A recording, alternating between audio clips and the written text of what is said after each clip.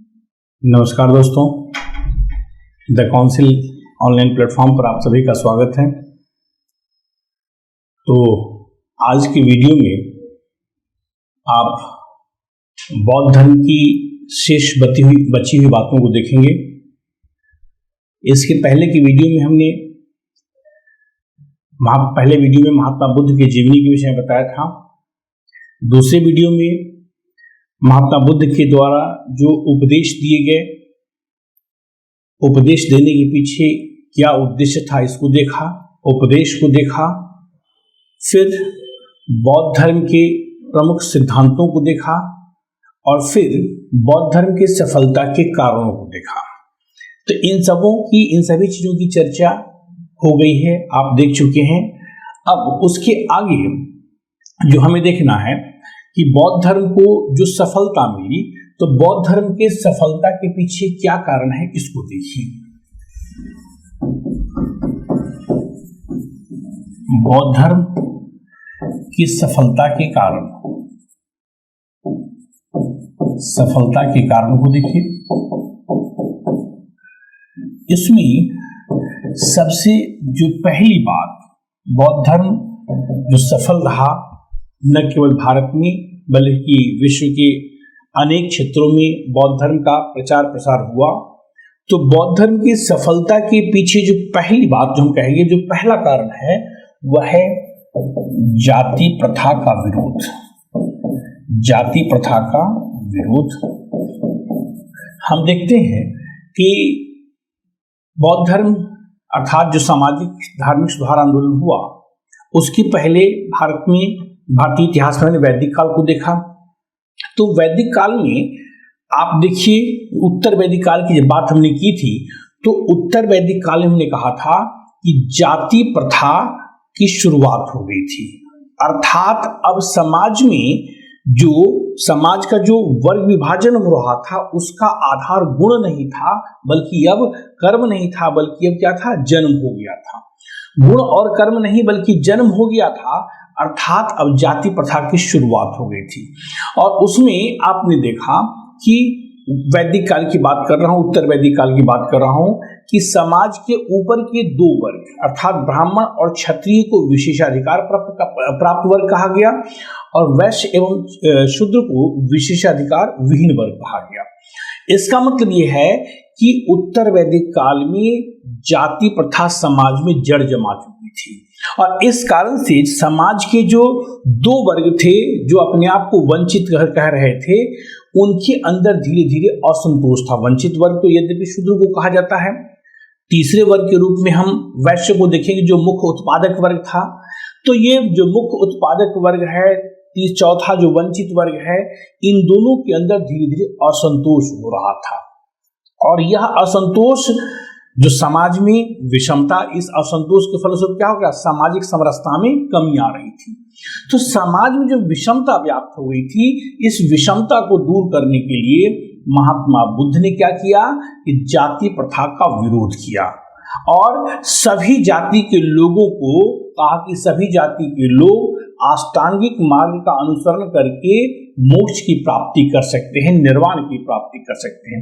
तो पहली बात तो ये है कि इन्होंने जाति प्रथा का, बौद्ध धर्म में जाति प्रथा का विरोध किया गया, सामाजिक समानता की बात की गई थी। हम जैन धर्म की बात करें, तुलनात्मक रूप से यहाँ पर देख लेंगे कि हमने कहा कि बौद्ध धर्म की सफलता के कारण क्या है, समकालीन जैन धर्म भी है। तो जैन धर्म में भी जाति प्रथा का विरोध किया गया है, लेकिन अप्रत्यक्ष रूप से उसमें जाति प्रथा को स्वीकार भी कर लिया गया है, क्योंकि उन्होंने कहा कि व्यक्ति का जो जन्म होता है वो पूर्व जन्म के कर्मों के अनुसार जो है व्यक्ति का जन्म होता है।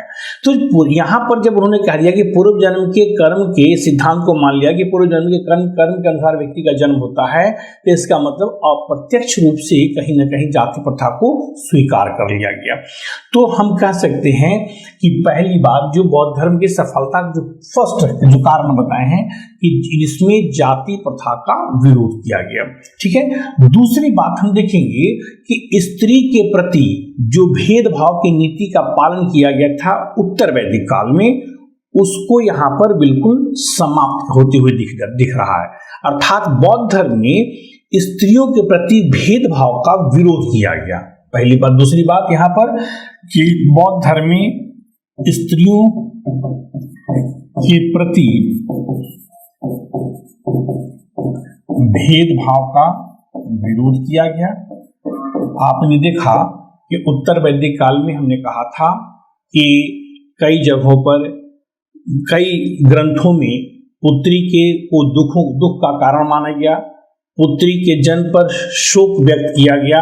ठीक है, उनके जो राजनीतिक अधिकार थे, सभा में प्रवेश से उन्हें प्रतिबंधित कर दिया गया, आर्थिक अधिकार को ले लिया गया।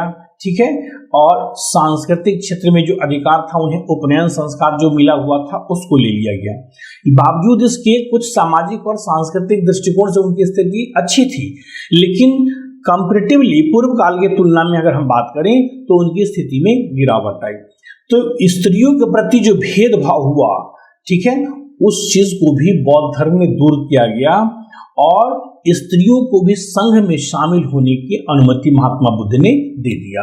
तो दूसरी बात, सफलता का जो दूसरा कारण है कि स्त्रियों के प्रति जो भेदभाव की नीति का पालन किया गया था, उसका यहाँ पर विरोध किया गया। तीसरी बात, यहाँ पर जो सफलता का जो तीसरा कारण है वह है अहिंसा पर बल।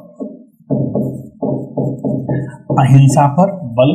यद्यपि जैन धर्म में भी अहिंसा की बात की गई है, लेकिन हम यहाँ पर देखते हैं कि बौद्ध धर्म और जैन धर्म में तुलनात्मक बात करें तो जैन धर्म में अतिशय अहिंसा की बात की गई है, जो सभी के लिए संभव नहीं था। चूंकि बौद्ध धर्म मध्यम मार्गी है, इसलिए इसकी अहिंसा जो थी वह मध्यम मार्गी अहिंसा थी। जैसे कि कह सकते हैं कि जैन धर्म में कहा गया कि कृषि और युद्ध दोनों को वर्जित माना गया, लेकिन यहाँ पर नहीं, यहाँ पर कृषि को भी वर्जित नहीं माना गया और युद्ध को भी वर्जित नहीं माना गया। जरूरत होगी तो व्यक्ति अपने प्राण की रक्षा करने के लिए युद्ध कर सकता है। तो हालांकि ऐसा नहीं कहा गया, इसमें युद्ध की बात नहीं की गई है, लेकिन मैं एक एग्जाम्पल बता रहा हूं कि बौद्ध धर्म में अतिशय अहिंसा से परहेज किया गया। ठीक है ना, अहिंसा के व्यवहारिक रूप को यहाँ पर रखा गया है।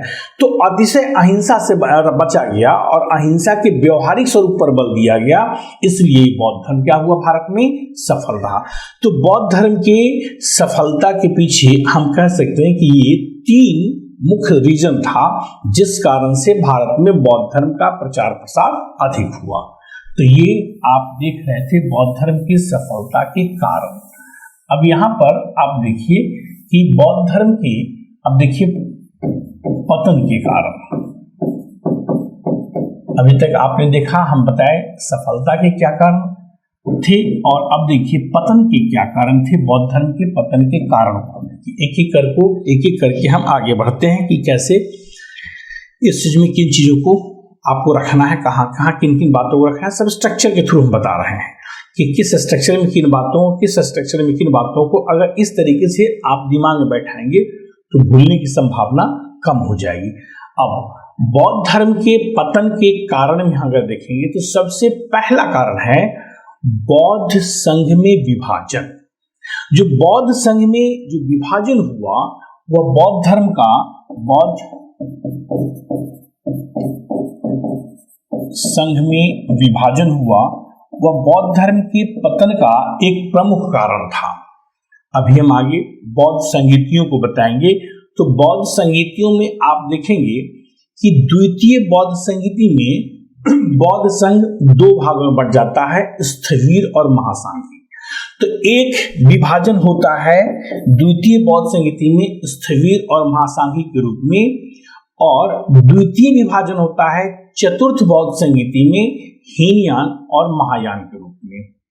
आगे चलकर के हम देखते हैं कि 7वीं शताब्दी से भारत में एक बौद्ध धर्म के अंतर्गत ही एक अन्य संप्रदाय का उद्भव हो जाता है जिसे वज्रयान कहा गया। 7वीं शताब्दी से वज्रयान हो गया। इसमें तंत्र मंत्र जादू टोने इत्यादि का बोलबाला था। तो अब कह सकते हैं कि वज्रयान के समय से ही, हम इसके पहले जो हम बोल रहे थे कि बौद्ध धर्म का विभाजन हुआ द्वितीय बौद्ध संगीति में प्रथम विभाजन, चतुर्थ बौद्ध संगीति में द्वितीय विभाजन। तो यह जो विभाजन हुआ इससे कह सकते हैं कि बौद्ध संगठन कमजोर हो गया। जब भी विभाजन होता है वो चाहे किसी परिवार में हो, किसी देश में हो, कहीं पर भी कहेंगे तो निश्चित रूप से कमजोर हो जाता है। तो यहां पर हम देखेंगे कि पहले एक ही संगठन था, अब उस एक संगठन के अंतर्गत ही कई संगठन हो जाते हैं, जाहिर सी बात है उसमें कमजोरी आ जाएगी। सबसे जो महत्वपूर्ण बात हम कहें कि 7वीं शताब्दी तक आते आते एक अलग संप्रदाय का उद्भव होता है जिसको वज्रयान कहा गया, और उस वज्रयान के फलस्वरूप ही भारत में बौद्ध धर्म का पतन तेजी से आगे बढ़ गया। इसी वज्रयान के अंतर्गत ही 10वीं शताब्दी में देखेंगे एक अन्य संप्रदाय सहजयान का उद्भव होता है। तो कहने का मतलब ये है कि यह जो बौद्ध संघ में विभाजन हुआ, इस विभाजन के कारण बौद्ध संघ कमजोर हो गया और पतन की ओर अग्रसर हो गया। दूसरी बात पतन का कि एक है चारित्रिक दुर्बलता। बौद्ध संगठन के लोगों में देखते हैं कि कुछ समय बाद धीरे धीरे चारित्रिक दुर्बलता आ गई, जिसकी आशंका महात्मा बुद्ध को थी।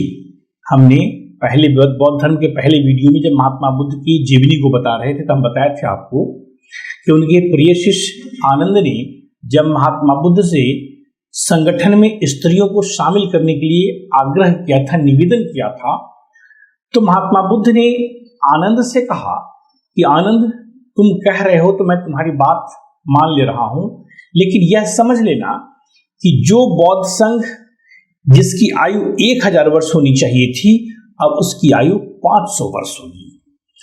क्योंकि महात्मा बुद्ध इस बात को समझ रहे थे कि समय के अंतराल में निश्चित रूप से संघ के लोगों में चारित्रिक दुर्बलता आ जाएगी और यह दुर्बलता है इस संगठन को पतन की ओर अग्रसर कर देगा। तो यही हम कह सकते हैं कि एक जो इसकी कमी थी कि बौद्ध संगठन के लोगों में समय के अंतराल में चारित्रिक दुर्बलता आ गई थी। इस कारण से बौद्ध संगठन जो बौद्ध धर्म था वो पतन की ओर अग्रसर हो गया। तीसरी बात हम कह सकते हैं इसमें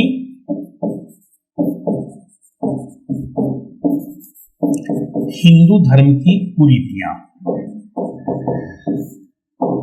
जो कुरीतियां हिंदू धर्म में पहले थी और जिस कारण से हिंदू धर्म को छोड़कर के लोग अन्य धर्मों की तरफ अग्रसर हुए थे, वही कुरीतियां अब क्या हो गई कि धीरे धीरे बौद्ध धर्म में भी समाहित हो गई। जो कुरीतियां हिंदू धर्म में थी, जिस कारण से हिंदू धर्म से लोगों की विरक्ति हो रही थी और वे हिंदू धर्मावलंबी अन्य धर्म को अपना रहे थे, धीरे धीरे वे सब के सब अब हिंदू धर्म को छोड़ करके अन्य धर्म की ओर अग्रसर हुए। जैसे हम कह सकते हैं कि जो तंत्र मंत्र था, या दूसरे शब्दों में कह सकते हैं कि जो मूर्ति तंत्र मंत्र को हटा दीजिए, मूर्ति पूजा की बात करें तो हिंदू धर्म में मूर्ति पूजा का प्रचलन था, इसमें भी मूर्ति पूजा देखा गया। जो पूजा पद्धति हिंदू धर्म में थी वो पूजा पद्धति यहाँ पर भी आ गई। ठीक है, संस्कारों में जटिलता आ गई। तो कहने का मतलब ये है कि जो हिंदू धर्म में जिन चीजों को अपनाया गया था वही चीज धीरे धीरे यहाँ पर अब आने लगी कि मूर्ति पूजा की शुरुआत हो गई, संस्कारों में जटिलता आ गई। जो पहले जटिलता नहीं थी, ये कहा गया कि बहुत ही मध्यम मार्ग है जिसका अनुसरण करके कोई भी व्यक्ति अपने लक्ष्य अर्थात निर्वाण की प्राप्ति कर सकता है। अब उसमें धीरे धीरे जटिलता आने लगी, अर्थात हिंदू धर्म की कुरीतियां अब बौद्ध धर्म में शामिल होने लगी। इसमें एक नेक्स्ट जो अगली बात है कि यह कि धीरे धीरे हिंदू धर्म में सुधार होना शुरू हो जाता है। ठीक है, हिंदू धर्म में सुधार हुआ और बौद्ध धर्म में कमियां तो शुरू हो गई थी। तो हिंदू धर्म में जो सुधार हुआ, हिंदू धर्म में सुधार की प्रवृत्ति, ठीक है, अब देखिए हिंदू धर्म में जो सुधार हुआ वह भी बौद्ध धर्म के पतन की ओर इंगित करता है कि बौद्ध धर्म के पतन का ये कारण हो गया। तो अब देखिए हमने कहा कि हिंदू धर्म में जो कुरीतियां थी, कर्मकांड में जटिलता, मूर्ति पूजा, ठीक है, अर्थात पूजा पद्धति कह सकते हैं इतना कठिन था, इतना जटिल बना दिया गया था।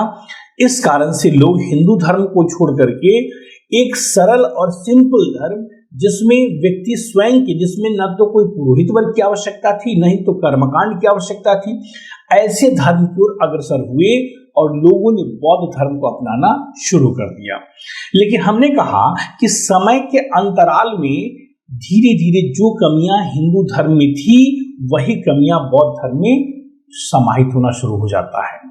तो जब बौद्ध धर्म का उत्थान हो रहा था तो हिंदू धर्म की कुरीतियों को देख करके, समझ करके हिंदू धर्मावलंबी अपने धर्म को छोड़ करके बौद्ध धर्म अपनाए। भारत की जो जनसंख्या थी उस समय में, तो वे सारे के सारे लोग हिंदू धर्म को पहले मानते थे। अब एक नवीन धर्म के रूप में उन्हीं के सामने बौद्ध धर्म आया और इसमें अच्छी बातें देखी, सामाजिक समानता की बात की गई थी, कर्मकांड रहित जो विधान था उसकी बात की गई थी, इसमें पुरोहित वर्ग को नकारा गया था। तो जो बुराइयां हिंदू धर्म में थी उन बुराइयों को ध्यान में रखते हुए बौद्ध धर्म के सिद्धांत का प्रचार प्रसार किया गया और इसी के फलस्वरूप उस समय के लोग हिंदू धर्म को छोड़ करके बौद्ध धर्म अपना लिए। अब आगे आइए, जब कुछ हिंदू धर्मावलंबी संत थे आगे आए और उन्होंने देखा कि क्या कारण है कि हिंदू धर्म को छोड़ करके लोग हमारे दूसरे धर्म की ओर अग्रसर हैं। तो धीरे धीरे उन्होंने जो महसूस किया कि हिंदू धर्म में जो कुछ बुराइयां आ गई, कुरीतियां आ गई है, इस कारण से ही लोग हिंदू धर्म को छोड़ करके और अन्य धर्म की ओर अग्रसर हैं। उन संतों ने, उन सामाजिक चिंतकों ने क्या किया कि हिंदू धर्म में जो बुराइयां आ गई थी उसमें सुधार करने की कोशिश की। तो एक ओर हिंदू धर्म में सुधार हो रहा है और दूसरी ओर हिंदू धर्म की कुरीतियां बौद्ध धर्म में प्रवेश कर गई है। तो जाहिर सी बात है, पुनः जो लोग हिंदू धर्म को छोड़ करके बौद्ध धर्म अपनाए थे वे सब से पुनः क्या हुआ कि बौद्ध धर्म को छोड़ करके फिर से हिंदू धर्म अपनाना शुरू कर दिए। तो ये जो स्थिति थी, इस कारण से हम कह सकते हैं कि बौद्ध धर्म का भारत में पतन हुआ। ये पतन का कारण है, इस कारण को आप ट्रेस कर लेंगे। ध्यान से समझिएगा, जो मैं बात कर रहा हूं, बता रहा हूं, प्रारंभिक परीक्षा के लिए महत्वपूर्ण तो है ही है।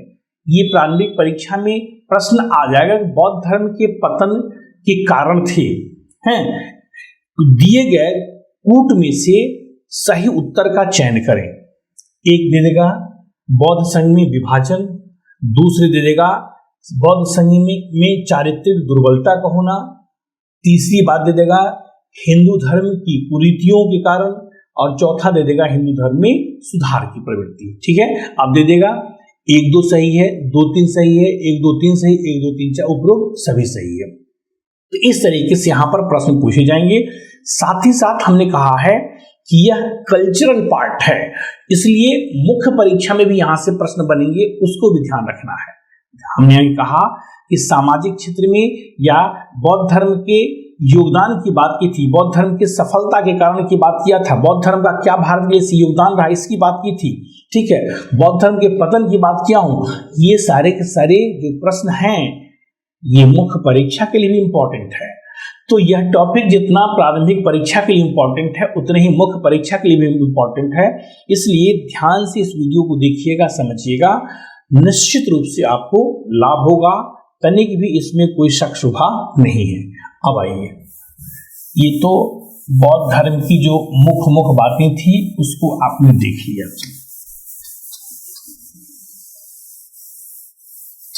अब इसके आगे जो अब एक हमें बताना है वो है बौद्ध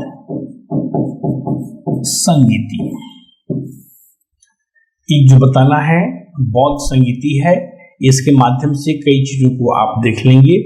तो बौद्ध संगीति ये कहा जाता है कि प्रथम कुल 4 बौद्ध संगीति का आयोजन हुआ था। संगीति का मतलब सम्मेलन, कुल 4 बौद्ध संगीति का आयोजन हुआ था, उसको आपको देखना है।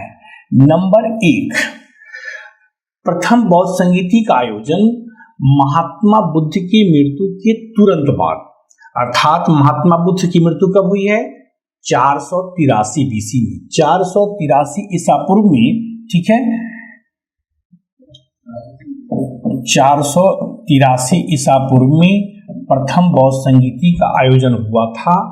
यह आयोजन, प्रथम बौद्ध संगीति का आयोजन कहाँ हुआ था? तो राजगृह में हुआ था। ठीक है, राजगृह तत्कालीन समय में मगध महाजनपद की राजधानी थी।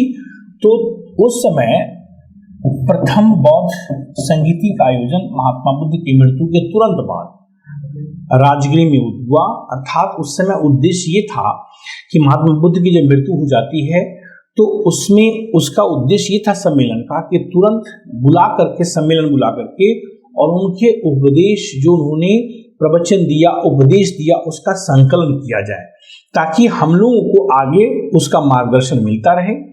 तो प्रथम बौद्ध संगीति का आयोजन राजगीर में हुआ था। उस समय मगध महाजनपद का जो शासक था वो कौन था? अजातशत्रु था।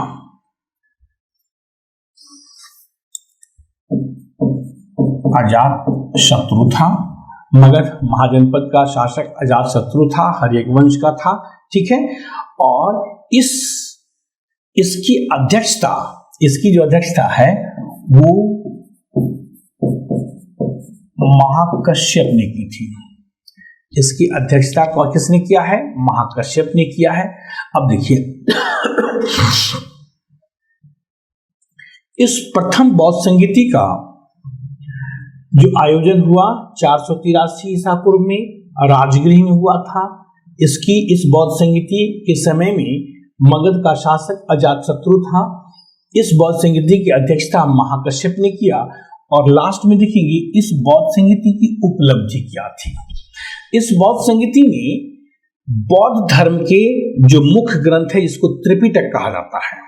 त्रिपिटक में 3 ग्रंथ शामिल हैं, विनय पिटक, सुत्त पिटक और अभिधम्म पिटक। तो इस प्रथम बौद्ध संगीति की जो उपलब्धि है, त्रिपिटक के 2 ग्रंथों का संकलन इस प्रथम बौद्ध संगीति में हुआ, जिसको कह सकते हैं विनय पिटक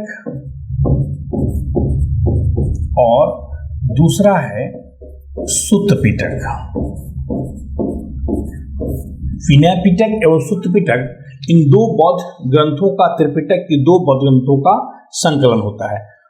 विनय पिटक जो है वह आचरण से संबंधित ग्रंथ है, अर्थात इसमें बौद्ध संगठन के लोगों के लिए, बौद्ध धर्म के जो समर्थक थे, जो बौद्ध धर्म को अपनाए हुए थे, उनके लिए किस प्रकार का आचरण होना चाहिए, व्यक्ति को किस प्रकार का आचरण रखना चाहिए, इन सभी चीजों का इसमें उल्लेख है।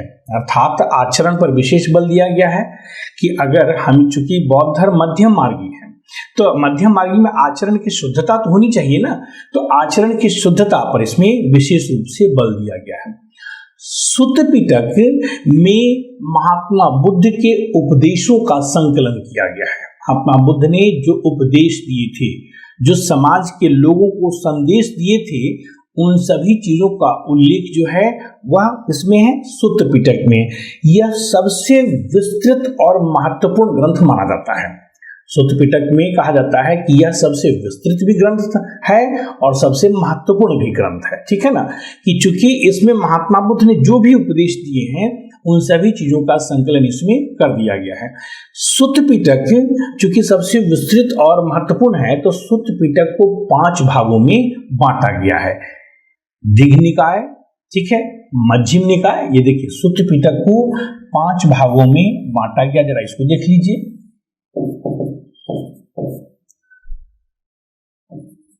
दीघ निकाय,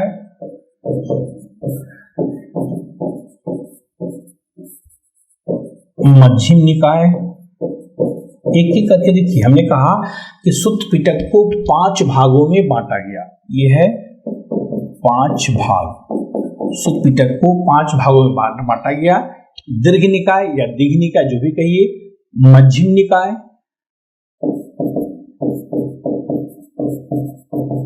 संयुक्त निकाय,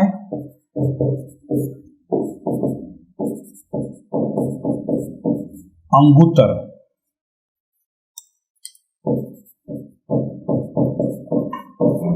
निकाय और चौथा 5वां है खुद्दक निकाय। ठीक है, ये देखेंगे खुद्दक एक इसका है, खुद्दक निकाय। तो सुत्त पिटक सबसे विस्तृत ग्रंथ है और महत्वपूर्ण ग्रंथ है।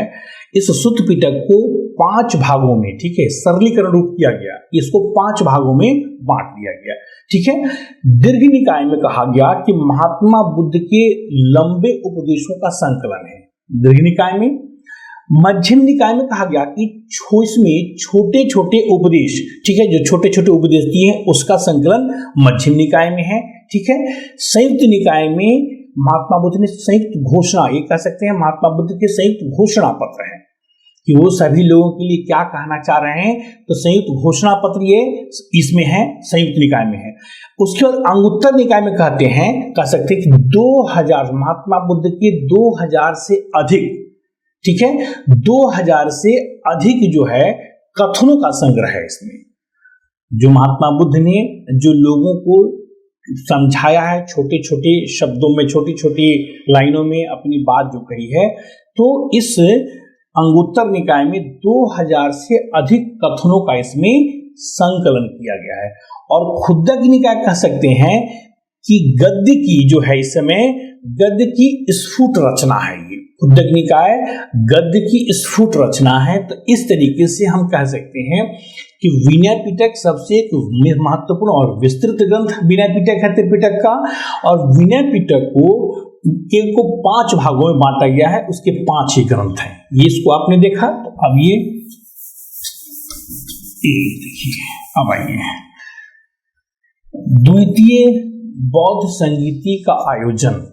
प्रथम बौद्ध संगीति के 100 वर्ष के बाद, प्रथम बौद्ध संगीति के 100 वर्ष के बाद अर्थात 383 ईसा पूर्व में, ठीक है, 383 ईसा पूर्व में 100 वर्ष बाद द्वितीय बौद्ध संगीति का आयोजन वैशाली में किया गया।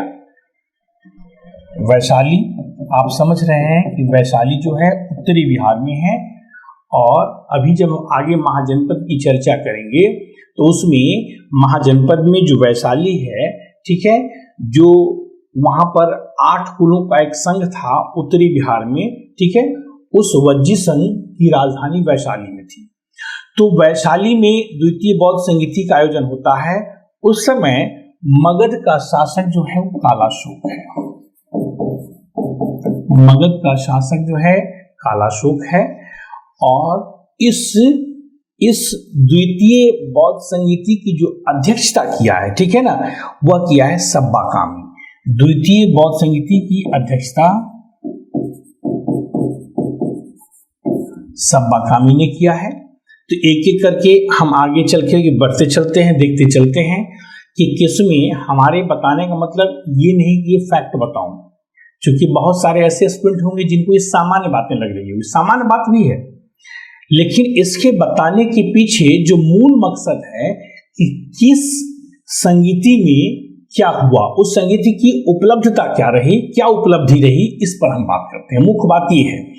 तो द्वितीय बौद्ध संगीति का आयोजन जो वैशाली में हुआ, इसकी क्या उपलब्धि रही, तो कह सकते हैं, अभी हमने चर्चा किया था बौद्ध धर्म के पतन में, कि द्वितीय बौद्ध संगीति में बौद्ध संगठन 2 भागों में बट जाता है। इसकी उपलब्धि ये रही कि 2 भागों में बट जाता है। एक को कहेंगे स्थविर, इसको यहां पर लिख लेते हैं कि इसकी उपलब्धि कि बौद्ध संगठन 2 भागों में बट गया, ये विशेष काम हुआ। एक को कहा गया स्थविर और एक है महासांघिक, ठीक है। स्थविर और महासांघिक 2 भागों में ये बौद्ध धर्म बट जाता है। स्थविर कहा गया कि जो विनय पिटक के परंपरागत नियमों में विश्वास करने वाले थे उसको स्थविर कहा गया, और जो परिवर्तन चाह रहे थे उसको महासांघिक कहा गया। तो परंपरागत नियमों में जो विश्वास कर रहे थे उनको स्थविर कहा गया, इसलिए इनको रूढ़िवादी भी कहा जाता है। स्थविर को रूढ़िवादी भी कहा जाता है। तो स्थविर को हमने कहा कि इसको कि जो परंपरागत नियमों में विश्वास रखने वाले थे उनको स्थविर कहा गया। स्थविर को थेरवाद के भी नाम से, और इसको कह सकते हैं थेरवाद, थेरवाद के भी नाम से जाना जाता है। और थेरवाद कुल 11 पंथों में विभाजित था। ठीक है, थेरवाद 11 पंथों में विभाजित था। स्थविर का जो इस पंथ का जो मुख्य प्रवर्तक था कह सकते हैं, कह सकते हैं इस पंथ का जिसने नेतृत्व किया था वह था महाकच्चायन।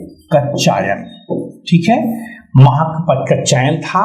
स्थविर को पश्चिमी गुट के नाम से भी जाना जाता है और इसका जो मूल केंद्र था वह था अवंती क्षेत्र। ठीक है, अवंती क्षेत्र,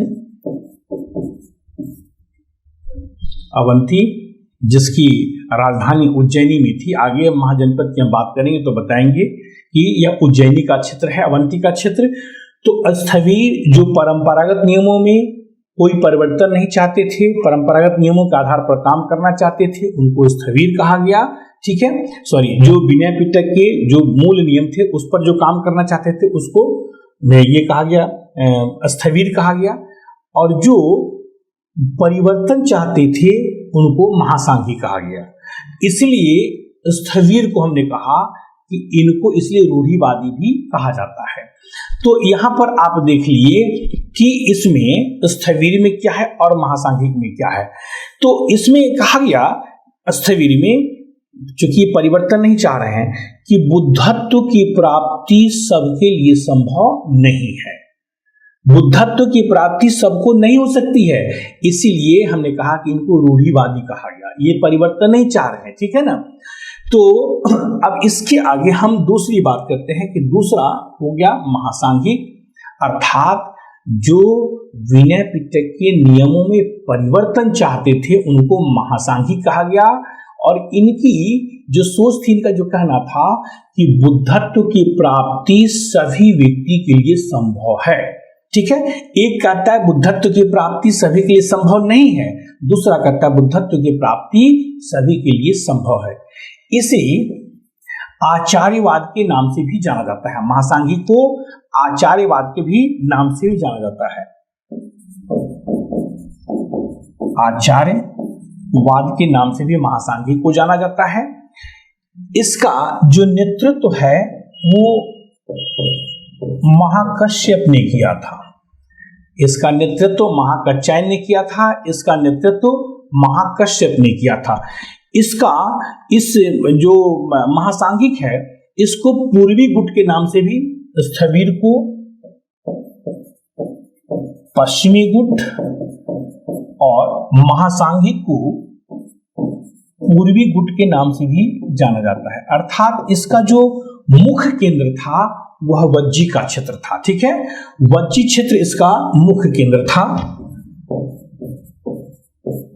अभी हमने कहा कि वज्जी की राजधानी कहाँ थी, वैशाली में थी। तो इस समय आप कह सकते हैं कि इस महासांघिक का जो गुट का नेतृत्व किया था वो महाकश्यप था। इसका जो क्षेत्र था वो वज्जी क्षेत्र था। इसको पूर्वी गुट के नाम से भी जाना जाता है। तो ये सब के सब जो है मुख्य बातें हैं। महासांघिक ने जो अपने ग्रंथ लिखे उसकी भाषा प्राकृत थी और स्थविर ने जो अपने ग्रंथ लिखे उसकी भाषा संस्कृत थी। तो ये सारी बातें आपको अपने दिमाग में बैठा लेना है। ये 7 महासांघिक 7 पंथों में विभाजित था और स्थविर हमने कहा था थेरवादी 11 पंथों में विभाजित था। ठीक है, तो ये दोनों हमने कहा आपसे कि द्वितीय बौद्ध संगीति में बौद्ध संगठन 2 भागों में बट जाता है, स्थविर और महासांघिक। स्थविर कौन थे, महासांघिक कौन थे, इसको आपने अच्छी तरीके से देख लिया। तो हम आपको बता रहे हैं कि हम बौद्ध संगीति तो बता रहे हैं, लेकिन इसके माध्यम से जो काम हुआ, जो इसकी उपलब्धि रही, जो इसमें कार्य किए गए, उन चीजों को बताना हमारा प्रथम उद्देश्य है।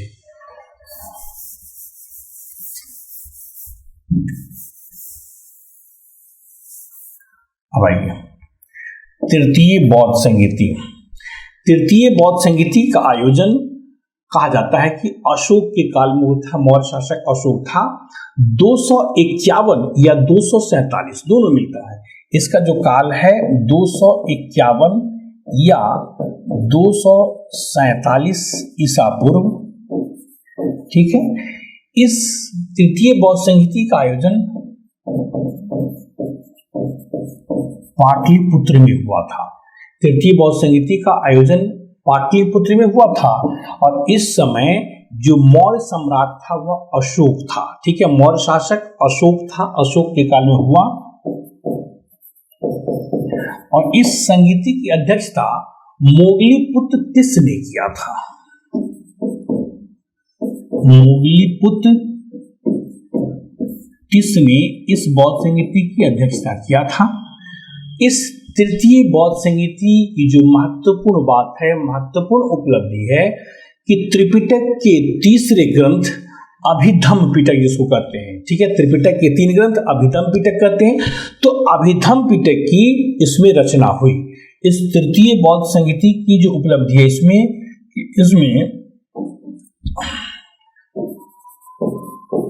अभिधम्म पिटक की रचना हुई तृतीय बौद्ध संगीति में। ठीक है, अभिधम्म पिटक जो है वह आध्यात्म ज्ञान से संबंधित है। ध्यान रखिएगा, विनय पिटक, सूत्र पिटक और अभिधम्म पिटक तीनों को हमने बताया है।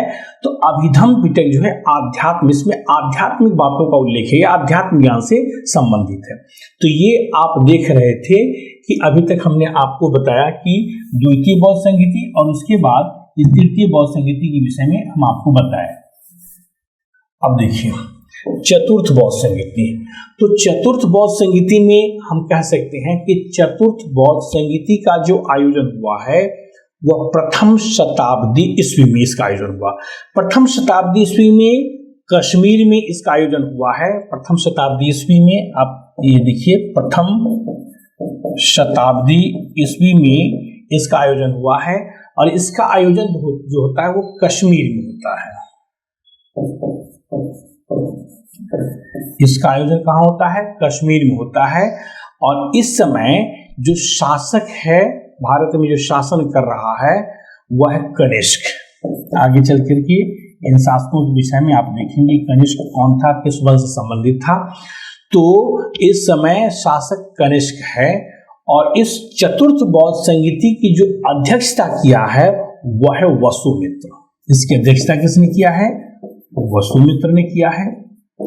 अब इस चतुर्थ बौद्ध संगीति की जो महत्वपूर्ण बात है, जो उपलब्धि है, इस चतुर्थ बौद्ध संगीति में बौद्ध धर्म पुनः 2 भागों में बंट जाता है, जिसको कहते हैं हीनयान और महायान।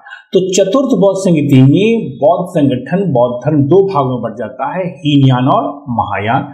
ये हीनयानी कौन थे, महायानी कौन थे, इसको देखेंगे। ठीक है, अब आइए, इसकी उपलब्धि है कि इसमें क्या हो जाता है, हीनयान एवं महायान में बौद्ध संगठन 2 भागों में बंट जा रहा है। अब आइए हीनयान और जरा महायान को देख लिया जाए। ये देखिए, ये हम बात करते हैं तो चतुर्थ बौद्ध संगीति की अभी हम बात कर रहे थे और इसमें हमने आपसे कहा कि बौद्ध संघ 2 भागों में कह सकते हैं, महायान और हीनयान। यही नहीं, एक ही बात है, महायान और हीनयान में बंट जा रहा है। तो इसमें हम अब आपको बता रहे हैं ये महायान और ये हीनयान, बौद्ध संगठन 2 भागों में बंट जा रहा है, हीनयान और महायान। तो महायान कि जो मानने वाले लोग थे, जो गुट था, इनका कहना था कि बुद्ध को एक देवता के रूप में देख रहे थे। ठीक है, महायान और हीनयान में अंतर क्या है उसको आप समझिए।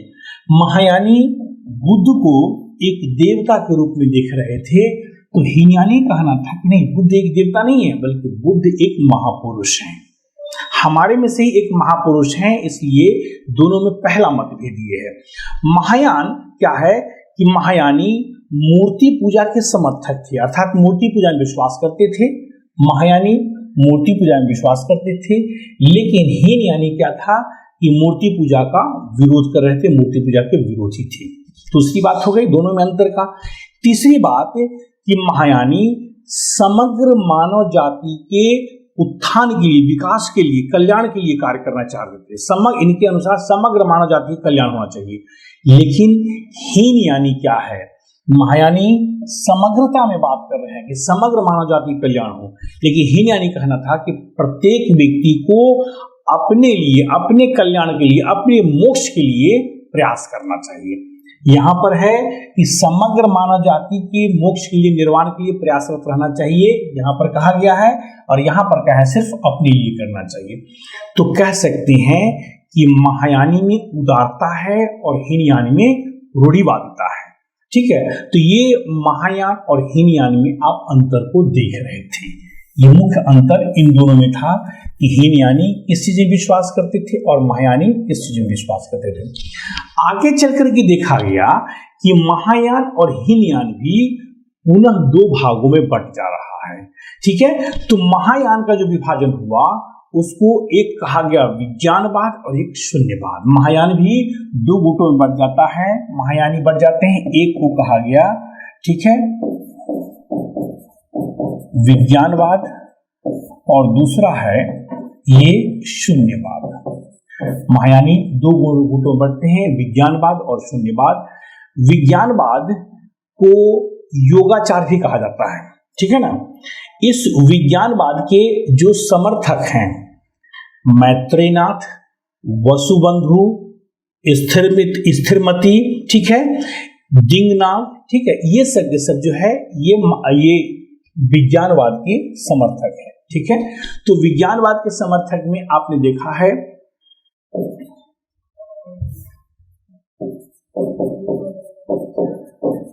मैत्रेयनाथ, ठीक है, मैत्रेयनाथ है, वसुबंधु है,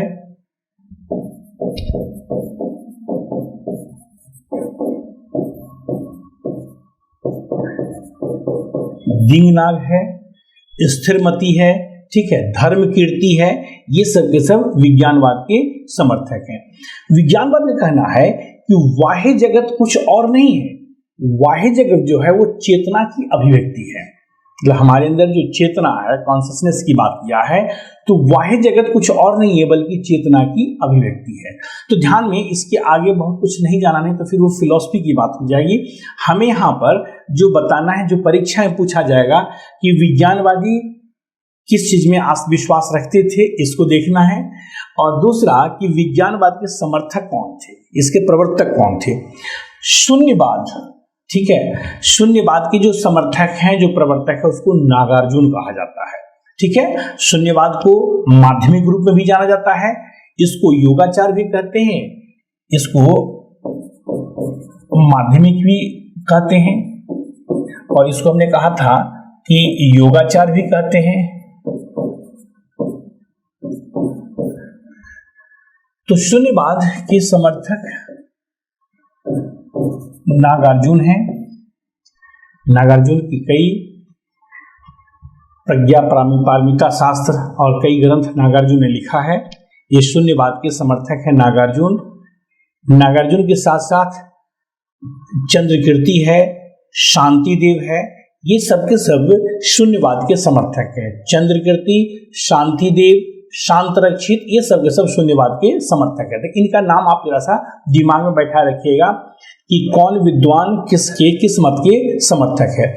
इनका कहना है, शून्यवादियों का कहना है कि प्रत्येक वस्तु किसी न किसी कारण से उत्पन्न हुई है, अतः वह शून्य है। प्रारंभ में वह शून्य है, कहा किसी न किसी कारण से उत्पन्न हुई प्रत्येक वस्तु, अतः क्या है, शून्य है। तो शून्यवादी क्या कह रहे हैं और विज्ञानवादी क्या कह रहे हैं, इसको आपको अपने दिमाग में बैठा लेना है। दोनों मत के समर्थक कौन कौन है, इसको बैठा लेना है। तो ये था, आप देख रहे थे कि शून्यवाद और विज्ञानवाद। महायान संप्रदाय पुनः दो भागों में बंट जाता है, जिसको हमने शून्यवाद और विज्ञानवाद कहा गया। अब देखिए, उसी तरीके से हीनयानी दो संप्रदाय में बंट जाते हैं। हीनयानी भी कहते हैं, जिस तरह से महायानी बटे उस तरह से हीनयानी। वैभाषिक और सौतांत्रिक, वैभाषिक और सौत्रांतिक हीनयानी दो भागों में बंट जाते हैं। अब देखिए, वैभाषिक मत के प्रवर्तक कौन है, सौतांत्रिक के कौन है, वैभाषिक क्या कहना है, सौतांत्रिक का क्या कहना है।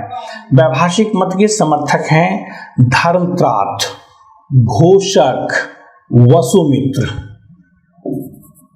धर्मत्रात घोषक वसुमित्र, ये सब के सब वैभाषिक मत के समर्थक हैं। इनका कहना है कि बाह्य जगत जो हम देख रहे हैं, बाहर में दिखाई दे रहा है, और आत्मा जो मेरे अंदर है, बाह्य जगत और आत्मा के बीच में कोई भी तीसरा तत्व नहीं है।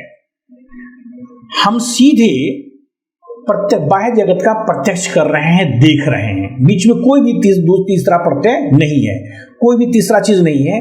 सीधे हम अपने से हम बाह्य जगत को देख रहे हैं, अपनी आत्मा से कहना कि आत्मा में और बाह्य जगत में, एक आत्मा है दूसरा बाह्य जगत है, इन दोनों के बीच में कोई तीसरा तत्व नहीं है, बल्कि बाह्य जगत का हम सीधा प्रत्यक्ष करते हैं।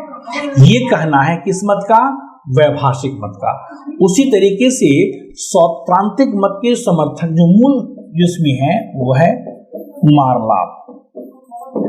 ठीक है, इस मत के समर्थक कुमारलाभ है, और इनका कुमारलाभ का या सौत्रांतिक मत के समर्थक कहना है कि बाह्य जगत और आत्मा के बीच में एक तीसरा तत्व है जिसको उन्होंने कहा मानसिक प्रत्यय। ध्यान से समझिए, इनका कहना है कि बाह्य जगत और आत्मा के बीच में एक तीसरा तत्व है मानसिक प्रत्यय।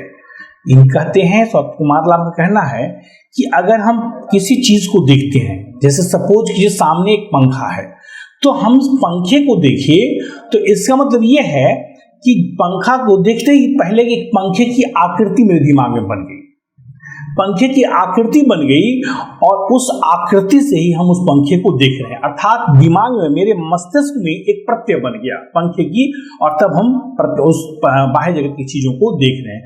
तो बाह्य जगत और आत्मा के बीच में उन्होंने कहा कि एक तीसरा तत्व है जिसका नाम है मानसिक प्रत्यय, मतलब मेरे दिमाग में पहले उसका एक फिगर बन जाता है, तब हम उस चीज को देखते हैं।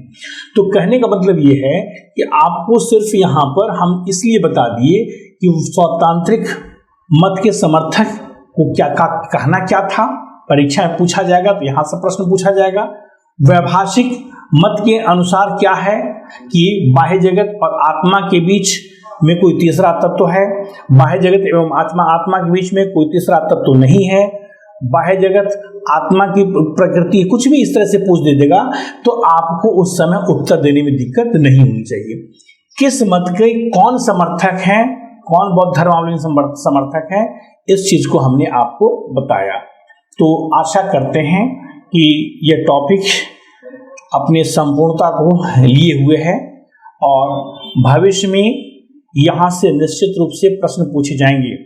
विगत वर्षों के प्रश्नों को हम बार बार कहते हैं कि आप देखते रहो, आप देखते भी होंगे, वहां से प्रश्न पूछे गए हैं, बहुत सारे प्रश्न आप देखेंगे तो ये जो क्लास हुई है उससे आपको मिल जाएंगे। और भविष्य में अगर ठीक ढंग से इसको सुन लेंगे, समझ लेंगे, दिमाग में बैठा लेंगे, तो भविष्य में भी यहाँ से क्वेश्चन आपको मिलेंगे। धन्यवाद।